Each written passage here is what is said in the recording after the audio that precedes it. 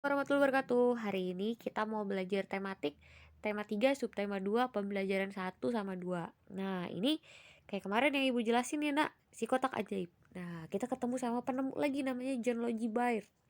Lahir di Skotlandia 13 Agustus 1888. Di paragraf 1 nih tentang ceritanya apa namanya? Awal-awalnya televisi nih, Nak. Awal-awalnya televisi gimana nih ceritanya, ya kan? Nah, pertama-tamanya menunjukkan bahwa gambar hidup dapat ditransmisikan melalui pesawat yang sekarang dikenal sebagai televisi, kayak gitu. Di paragraf keduanya, nih Ibu ngomong paragraf pertama, ini paragraf pertama ya, Nak. Ini paragraf kedua. Nah, prinsip kerjanya televisi adalah mengubah sinyal elektronik dan magnetik menjadi gambar dan suara. Sinyal tersebut berupa gelombang elektromagnetik, yaitu gelombang yang terdiri atas medan magnet dan medan listrik. Gelombang elektromagnetik dapat merambat, ya kayak merambat, terus dipantulkan atau dibiaskan tanpa media perantara. Gambar yang kita lihat di layar televisi adalah hasil produksi dari sebuah kamera yang pada awalnya objek gambar yang ditangkap kamera akan diubah menjadi sinyal gelombang elektromagnetik.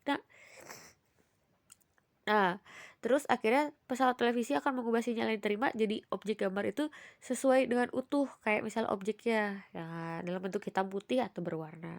Paragraf terakhir, jadi televisi adalah sebuah media. Nah, ini kesimpulan nih, Nak. Jadi, nih, kalau kesimpulan tuh ada bahasa. Jadi, televisi adalah media telekomunikasi yang berfungsi sebagai penerima siaran gambar bergerak beserta suara. Tele artinya jauh, visio artinya penglihatan. Nah, dapat diartikan alat komunikasi jarak jauh yang menggunakan media visual atau penglihatan. Penemuan televisi juga dikategorikan sebagai penemuan besar yang mampu mengubah peradaban dunia. Nah, tugas pertama. Oke, tugas pertama bisa dibikin sini. Tugas pertama. Bikin topik masalahnya tadi yang dibaca. Apa sih masalahnya nih? Nah, masalah yang ada tadi di paragraf, menurut kalian masalahnya apa? Nah, penjelasannya apa nih? Nah, kayak tadi kan ditemukannya TV nih. Nah, ditemukannya TV, gimana caranya? Nah, penjelasannya ternyata TV itu bisa bisa berupa gambar sama suara. Ini dari mana? Dari elektromagnetik bla bla bla ya tadi Ibu jelasin. Terus paragraf keempatnya kesimpulan ini ya. Kesimpulannya jadi ya tadi Ibu bilang. Ah, Bu ditulis semua. Ya enggak lah, kan namanya juga menulis informasi penting. Bisa kan tugas pertama. Oke. Lanjut ya, Nak. Nah, ini kalimat kalimat tidak efektif nanti kita belajar. Nah, ini pengaruh positif sama pengaruh negatif. Kemarin kan udah absen pengaruh positif televisi apa sama negatif apa. Ini langsung Ibu langsung lewat aja ya, Nak. Nah, ini adalah contoh gambar rangkaian paralel. Nanti kita bikin rangkaian seri, pokoknya rangkaian listrik. Nanti Ibu contohin pas kita tatap muka hari Kamis. Ntar Ibu bawa contohnya ya. Oke, lanjut. Terus kita lihat lagi. Nah, tadi kenapa Ibu suruh absen pakai jam? Karena kita mau ngomongin jam, penemuan jam mekanik. Pada tahun 1430, masyarakat Eropa mengenal jam menggunakan pegas. Nah, yang kedua, pada tahun 1656 terjadi perkembangan pesat dengan ditemukannya jam lonceng. Pada jam ini sudah terdapat jarum penunjuk menit. Kayak jam pegas tuh apa ya, Dak? Apa? Jam pegas tuh kayak sebelum terjadinya lonceng tung tung tung tung ada, kalau nggak salah ya, kalau nggak salah Ibu ini ada jam pegas tuh kayak ada yang bergeraknya kayak sesuai dengan arah mata angin gitu, Nak. Net gitu pakai batu, tapi gimana ya, ntar Ibu cari ini gambarnya pas hari Kamis terjadi Ibu contohin ya. Terus 1920 ditemukan jam saku, kemudian ditemukan jam tangan. Nah, baru deh ada jam tangan, jam saku, jam dinding, ya kan. Terus manusia terus melakukan inovasi untuk melakukan penunjuk waktu yang semakin tepat dan dapat digunakan sesuai kebutuhan pribadi. Sekarang bisa pakai lewat handphone, pakai jam tangan juga bisa nyambungnya sama handphone juga. Nah, Mengapa penemuan jam berkembang dari waktu ke waktu? Karena jam dari dulu itu belum tepat, Nak, belum ketahuan detiknya. Kalau sampai sekarang kan udah ketahuan detiknya karena. Nah, yang kedua, apa manfaat jam dalam kehidupan sehari-hari? Supaya bisa melihat waktu. Contohnya bisa lihat kapan waktunya sholat, ya kan? Kapan waktunya berangkat ke sekolah, kapan mengerjakan tugas, kayak gitu. Nah, di bawah, jam membantu Siti tepat waktu. Nah, Siti selalu menggunakan jam untuk mengatur kegiatan sehari-hari. Siti bangun jam 5, setelah itu ibadah, mandi, sarapan, terus Siti berangkat sekolah jam 6. Siti berangkat sekolah dengan berjalan kaki karena jarak rumahnya yang tidak terlalu jauh. Siti menempuh perjalanan 20 menit. Bel masuk sekolah pukul 6.45. Siti hampir tidak pernah terlambat untuk datang ke sekolah. Ia berusaha untuk disiplin datang tepat waktu. Nah, disiplin nih, Nak, datang tepat waktu. Siti pulang ke sekolah jam 2. Nah, sesampainya di rumah, Siti istirahat, habis itu ibadah. Jam 19 sampai 20.30 dia mengerjakan PR. Habis itu dia melakukan kegiatan sehari-harinya dengan teratur. Ia belajar menjadi pribadi yang disiplin terhadap waktu. Nah, ini tugas keduanya. Tugas 2. Tugas 2 1 sampai aduh, Bu pilek deh. 1 sampai berapa sih tuh? 1 sampai 6. 1 sampai 6 ya. Oke, bisa kan? 1 sampai 6. Oke, 1 2 3 4 5 6 ya, oke. Terus, datang ke sekolah dan mengumpulkan tugas tepat waktu adalah kewajiban seorang pelajar. Mengapa hal tersebut merupakan kewajiban? Nah, datang nggak tepat waktu? Kalian udah datang tepat waktu belum? Mengumpulkan tugas dengan tepat waktu. Siapa yang suka ketinggalan tuh, ya kan? Siapa yang suka males kayak gitu? Ini gak usah dikerjain, sampai sini aja, sampai 6 aja, ya. Nah, sekarang masuk ke lingkaran. Ini langsung next aja ya. Oke, langsung ke sini. Hasil dari keliling dibagi diameter mendekati 3,14 atau 22/7. Nilai tersebut dinamakan pi. Pi. Nih, pi. Dibacanya pi. Nah, ya.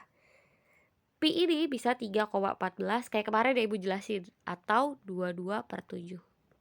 Nah, tergantung bilangan yang mau dicarinya. Kalau misalnya bisa dipakai kelipatan 7, pakai yang ini. Kalau nggak bisa dibagi 7, pakai yang 3,14. Pokoknya kayak gitu ya. Oke. Hubungan antara ki lagi. Keliling, diameter dan pi apa nak di situ? Hubungan ya, rumusnya adalah K sama dengan pi sama kali D. Ya kan? Yang kedua, tulislah hubungan keliling jari-jari dengan pi. Kalau cari ya ketahuan ada jari-jari berarti 2 kali pi kali R. Ya. Tulislah rumus lingkaran dalam diameter. Ya udah sama kayak tadi, K sama dengan pi kali D. Kalau rumus dalam R ya tadi sama kayak nomor 2, K sama dengan 2 kali pi kali R. Kayak gitu. Oke, soal langsung tugas ketiga. Ini di buku tugas ketiga di buku matematika ya. Jangan dicampur, jangan gado-gado. Ini di buku tulis matematika. Jadi nanti pasti kumpulin, Bu, itu kan buku aku lagi di depan sama Ibu lagi dinilai. Awas ya, jangan dicampur. Oke. Ini tugas 3. Ibu kasih tahu caranya. Oke, siap-siap. Nomor 1. Sebuah lingkaran mempunyai jari-jari 10 cm. Hitunglah keliling lingkaran tersebut. Lah, Bu, cara cari keliling kalau ketahuan jari-jarinya kata Ibu gini kan? K 2 dikali pi nomor 1 ya. Nomor 1 kali pi kali R. Berarti K-nya berapa, Bu? 2 nya kan udah dari rumus, Bu. Iya, 2 kali pi. Bu, 10, Bu. Berarti pakai 3,14 dikali 10. Hitung deh kaliin. Bisa kan? Nomor 1. Oke. Caranya gini ya. Kali ini baru dapat hasilnya. Bisa? Oke, lanjut nomor 2 ya. Nomor 2, di atas deh. Nomor 2, sebuah lingkaran mempunyai keliling 44 cm. Hitunglah diameter lingkaran. Diameternya, Bu, kalau misalnya cari diameter berarti pakai rumus K sama dengan pi kali D. Nah, tapi Bu, yang ini yang disuruh cari ya D-nya, Bu. Ya udah kita tulis aja dulu. Kelilingnya tadi berapa? Nih, 44 kan. Tulis aja 44 di sini. Kan K-nya di bawah sini nih. Nah, pi-nya Bu pakai 22/7 apa pakai 3,14? Coba ya, kita pakai 22/7 ya. Pakai 22/7. Oke, 22/7 dikali D. Terus gimana Bu? Kalau kayak gini kan susah. Nah, pindahin D-nya ke sini nih, nak. Shoot. D. 44-nya pindahin seberangin ke sini. 44. Syaratnya ini dibalik. 7 22. Ini balik nih. Tuh. Dibalik. Gimana sih Bu ini caranya? Ya udah, kaliin aja dulu. 44 kali 7 bagi 22 berapa nih jawabannya? Bisa? Ya. Bisa gak?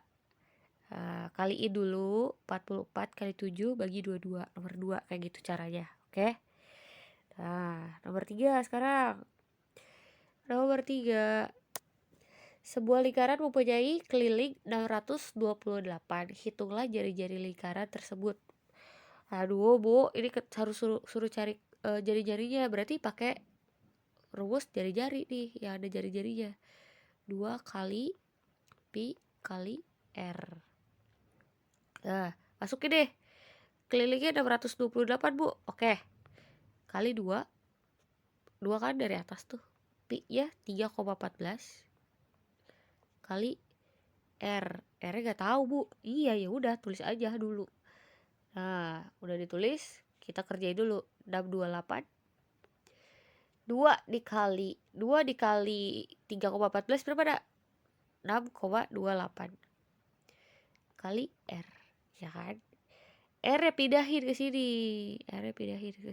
R pindahin lagi. 628 dibagi 6,28 berapa nih? Nah, hitung sendiri. Bisa kan? Bisa ya. Di stop aja video ibu. Nah, udah dapat?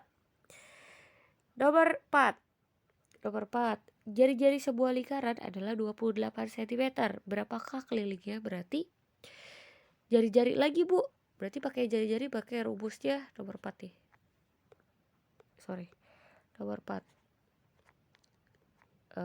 K sama dengan 2 dikali pi kali R. K 2 dikali pakai 22/7. Kenapa sih, Bu, pakai 22/7? Karena 28 nih bisa perkalian 7. Kali 28. Ya udah, K sama dengan, bisa gak 28 bagi 7 dulu, bagi baru kali. Hasilnya berapa? Baru 2 dikali hasil ini tadi. Set. Berapa hasilnya? Ya, hitung sendiri. Bisa kan? Ya, berarti tugasnya ada 3. Yang pertama tadi bikin informasi penting. Yang kedua CCT, ya kan? Yang ketiga matematika. Nih, dikumpulin pas kita tatap muka. Oke? Selamat mengerjakan. Assalamualaikum warahmatullahi wabarakatuh.